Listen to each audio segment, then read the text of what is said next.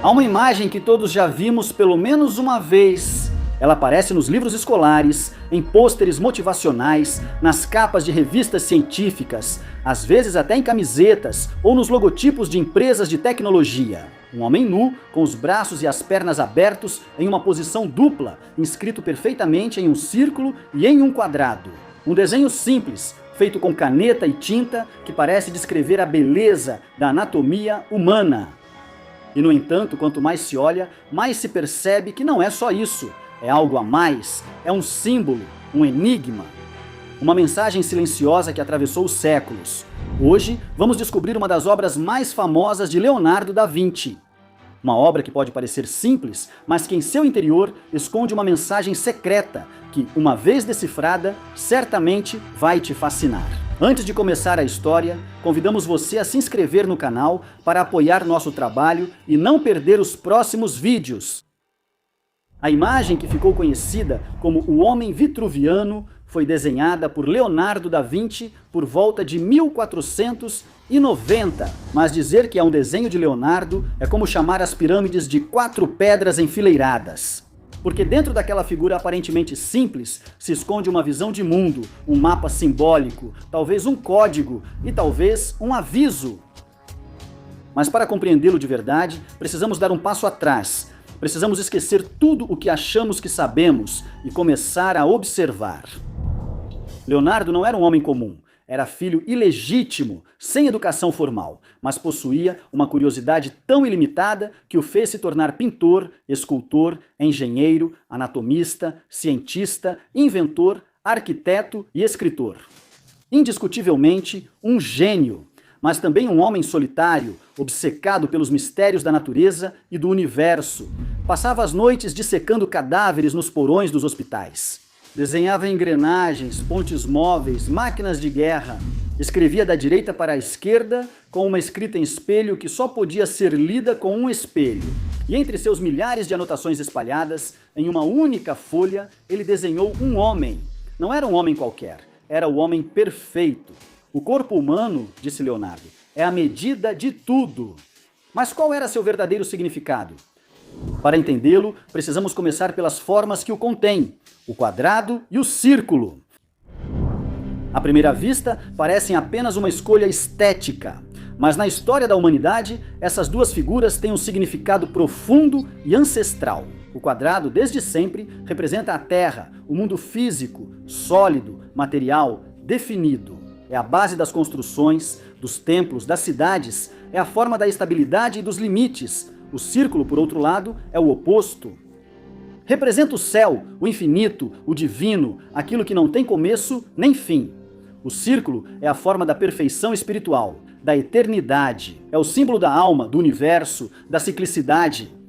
Colocar um homem dentro dessas duas figuras significa posicioná-lo entre o céu e a terra, nem acima, nem abaixo, no centro, em equilíbrio entre matéria e espírito. O ser humano, para Leonardo, é a chave do universo. Mas como ele podia afirmar isso com certeza? Leonardo estudou os textos de Vitrúvio, um arquiteto romano do primeiro século a.C., que afirmava que o corpo humano, se medido corretamente, contém em si as proporções ideais do universo. Segundo Vitrúvio, a distância entre as pontas dos dedos das mãos abertas corresponde à altura total do corpo. O rosto pode ser dividido em frações exatas. As articulações seguem uma geometria ordenada. Leonardo pegou essas ideias e as transformou em imagem. No entanto, ele não se limitou a copiar. Ele fez mais do que isso. Ele fez o que ninguém antes dele havia feito. Uniu em um único esquema duas posições sobrepostas, dois centros diferentes, duas visões de mundo. Observe que o homem vitruviano tem 4 braços e 4 pernas, como se estivesse em movimento, e 2 centros. Um no púbis, ligado ao quadrado, e outro no umbigo, que define o círculo. Isso significa que Leonardo não desenha apenas um homem, mas 2, um material e um espiritual, um terrestre e um cósmico, talvez um visível e um oculto.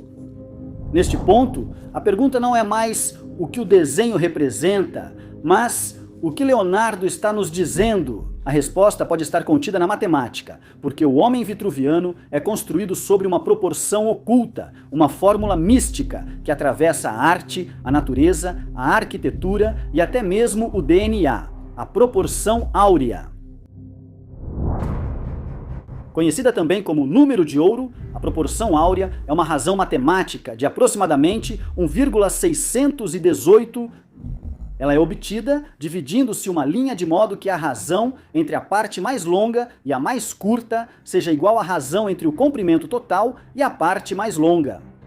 Um conceito abstrato, claro, mas sua beleza está no fato de que ele é encontrado em todos os lugares, nas pétalas das flores, nas espirais das conchas, na disposição das folhas, nas galáxias, no crescimento dos ossos humanos. E Leonardo, que estudava essas proporções com obsessão, as inseriu no desenho de forma precisa e silenciosa.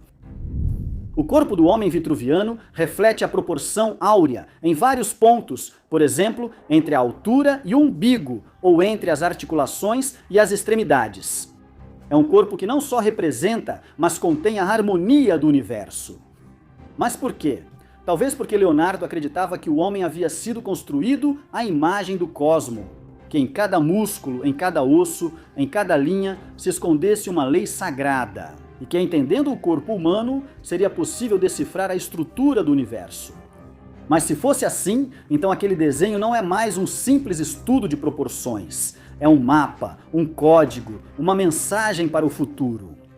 Surge uma pergunta natural depois de compreender a estrutura matemática simbólica do desenho. Por que Leonardo escolheu representar esse homem como um híbrido, suspenso entre duas geometrias, em duas posições e com dois centros diferentes? Alguns historiadores falam de um simples experimento gráfico para ilustrar as proporções de Vitrúvio, mas essa interpretação parece reducionista. O gênio de Leonardo não fazia nada por acaso. Cada linha, cada curvatura, cada silêncio tinha um propósito. E aqui, neste desenho, a intenção parece transcender a arte e a ciência para tocar o reino do símbolo. Segundo uma interpretação mais ousada, o homem vitruviano não é apenas um ícone da harmonia entre o corpo humano e a arquitetura, mas um símbolo operativo, um diagrama mágico, uma espécie de mandala ocidental, algo para ser contemplado, meditado, talvez até mesmo ativado. A relação entre o homem vitruviano e a antiga alquimia torna essa interpretação mais concreta. A alquimia, bem diferente da química, era uma disciplina esotérica que visava transformar não apenas o chumbo em ouro, mas a alma imperfeita em espírito iluminado. A obra alquímica se dividia em 4 fases principais. Nigredo, putrefazione. Albedo, purificação, uma expressão de imagem, iluminação. E rubedo, completamento e renascimento. Agora, se olharmos o desenho por essa ótica, podemos ler no quadrado geometria terrestre e fechada, a fase da nigredo, a prisão da matéria. O corpo, no meio que se move e se expande, representa o processo de transmutação, a luta entre o limite e o infinito. E, finalmente, o círculo perfeito, contínuo, sem arestas, torna-se o símbolo da realização da obra, a rubedo, o ouro filosofal. Leonardo, então, pode ter escondido em seu desenho uma representação da ascensão interior, não em termos religiosos canônicos, mas em uma linguagem hermética, universal. O corpo humano, para ele, não é apenas carne e ossos, é um dispositivo sagrado, uma máquina divina capaz, se compreendida, de levar o homem além de si mesmo. E se não bastasse a geometria ou a simbologia, a outra pista inquietante. Leonardo escreve ao redor do desenho, mas faz isso com sua típica escrita espelhada. As letras estão invertidas, legíveis apenas com um espelho. Muitos explicam isso como um hábito de canhoto, outros falam em proteção da propriedade intelectual. Mas em uma época em que o espelho era símbolo do autoconhecimento, do acesso à verdade, não se pode ignorar a potência simbólica de um texto que só se revela ao se refletir. É como se Leonardo quisesse nos dizer: o que você vê não é tudo, você precisa olhar de outra perspectiva, precisa inverter o seu olhar. É exatamente o olhar que o homem vitruviano busca transformar. Ele não se limita a representar o homem, ele o transfigura, o mostra como um ser cósmico, capaz de abraçar o céu e a terra, de encarnar a lei universal, de manifestar em si a estrutura do invisível. Em muitas culturas antigas, existe a figura do homem universal. Na mística judaica, é o Adam Kadmon, o homem primordial que contém em si toda a criação. Na filosofia islâmica existe o Insan al-Kamil, o homem perfeito, em quem se reflete cada atributo divino. Na Índia Védica, o universo nasce do corpo, desmembra do deus Purusha. Em todas essas visões, o homem é a chave, a síntese do cosmo, o centro do grande círculo. Leonardo sabia disso? É difícil dizer com certeza. Mas o Renascimento italiano não era desprovido dessas ideias. Entre Florença e Milão circulavam os textos de Hermes Trismegisto, os escritos de Marcílio Ficino, as traduções neoplatônicas. As cortes eram lugares onde se discutia abertamente sobre astrologia, simbolismo e números sagrados. Leonardo, com sua mente fora do tempo, certamente estava em contato com todo esse conhecimento. E talvez, mais do que qualquer outro, compreendesse sua linguagem oculta. No seu homem vitruviano não há apenas ciência, há uma visão que supera os dogmas religiosos, que antecipa a ciência moderna, que se alimenta de mitologia, de arquitetura, de matemática e que se transforma em algo novo. E então nos perguntamos, o que Leonardo realmente queria nos deixar? Por que ele escolheu justamente essa imagem tão geométrica, tão humana e ao mesmo tempo tão desumana para falar a eternidade? Talvez ele quisesse deixar uma mensagem para a posteridade, um símbolo capaz de sobreviver às linguagens, aos livros, às religiões. Um ícone que atravessaria os séculos e, se observado com novos olhos, despertaria uma memória. Uma memória que fala sobre o que somos, sobre o que poderíamos nos tornar, sobre o que esquecemos. No Oriente, há símbolos visuais chamados mandalas, com esse mesmo propósito. São diagramas sagrados, muitas vezes circulares, usados na meditação para representar o universo. Mas não é só arte decorativa. Cada mandala é um caminho, um mapa interior para se reconectar com o divino. E para fazer isso, é preciso passar pela contemplação de formas geométricas perfeitas. O quadrado do templo, o círculo do cosmo, o ponto central do eu. No Homem Vitruviano de Leonardo, encontramos o mesmo esquema, o quadrado e o círculo, a dupla posição do corpo, o centro físico e o centro espiritual. Sobretudo, a sensação de que o homem desenhado é mais que um homem. É uma máquina simbólica, construída para ativar algo em quem a observa. Não uma máquina mecânica, feita de alavancas e engrenagens, mas uma máquina espiritual, um dispositivo gráfico que atua sobre a mente, o olhar, a consciência. Nesse sentido, poderíamos dizer que o Homem Vitruviano é o primeiro código visual da modernidade. Um símbolo que age silenciosamente, transmitindo um saber antigo em forma de imagem. Um saber que não passa pelas palavras, mas pela visão, pela geometria, pela contemplação. E então nos perguntamos, é possível que Leonardo, com esse desenho, tenha querido construir um portal simbólico? Algo que, se observado por muito tempo e com a devida compreensão, possa ativar um estado de consciência diferente? Parece uma ideia ousada, mas não é para quem conhece a linguagem dos símbolos. Na tradição esotérica, cada forma geométrica tem um poder. O quadrado protege, delimita, encarna a matéria. O círculo eleva, purifica, conecta. O homem, colocado no centro dessas duas forças, é como o ponteiro da balança cósmica. Seu próprio corpo se torna uma chave alquímica, um templo vivo, onde ocorre a união dos opostos. Mas não só isso, se observarmos o Homem Vitruviano em relação à época em que foi criado, entendemos o quanto essa imagem também foi um gesto revolucionário, até mesmo herético. Estamos no auge do Renascimento, uma época em que a Igreja ainda detinha o monopólio sobre a representação do divino, mas Leonardo ousa. Ele desenha um homem como se fosse Deus, ou melhor, como se o homem fosse a manifestação visível do invisível. Na Idade Média, o único corpo perfeito era o de Cristo. Mas aqui, no desenho de Leonardo, não há nenhuma referência cristã.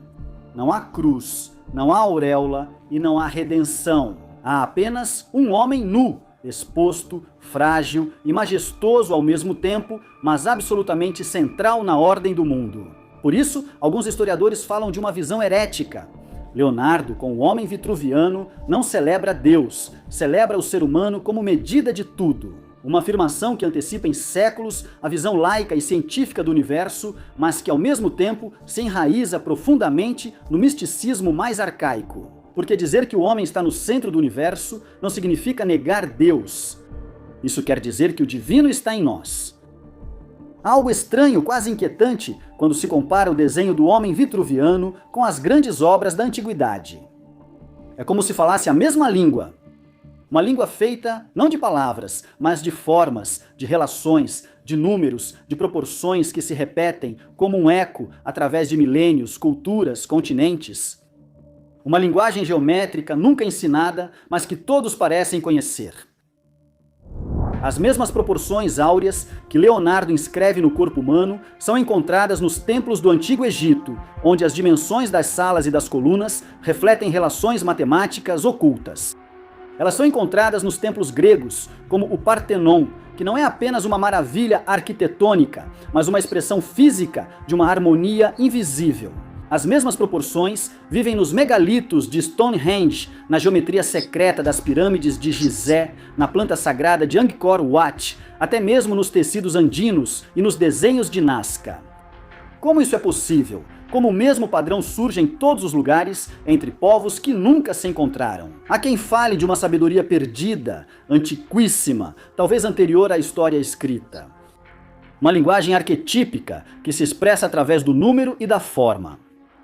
Talvez não se tratasse apenas de estética, mas de algo muito mais profundo. A convicção de que o universo tinha uma estrutura ordenada, e que compreender essa estrutura significava compreender Deus, a natureza e a alma.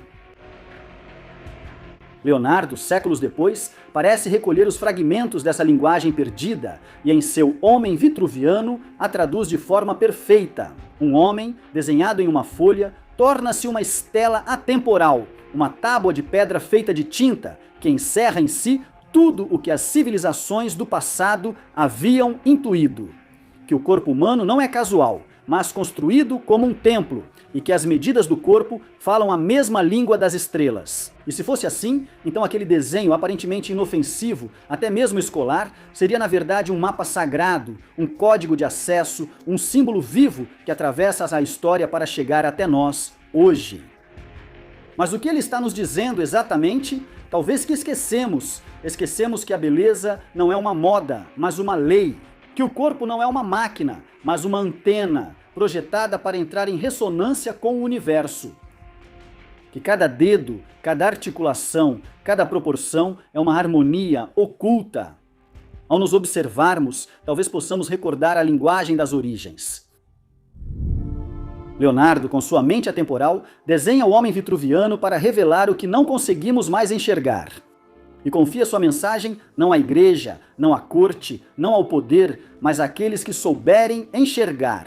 E talvez esse seja o mistério mais profundo, que o homem vitruviano não é um desenho para ser entendido, mas uma porta a ser atravessada. Uma porta para uma memória esquecida, para um conhecimento que não pertence nem ao passado, nem ao futuro, mas ao eterno. Um conhecimento que fala através do corpo, que vive na forma, que ressoa no silêncio entre as linhas. Talvez Leonardo quisesse dizer: não procurem fora, olhem para si mesmos, porque vocês são o templo, vocês são o código, vocês são o centro do círculo e do quadrado. O homem vitruviano é um desenho pequeno, mas parece guardar dentro de si um código imenso. O que vocês acham? Deixem nos comentários a opinião de vocês. E se gostaram do vídeo, não se esqueçam de se inscrever no canal para apoiar o nosso trabalho. Até a próxima história!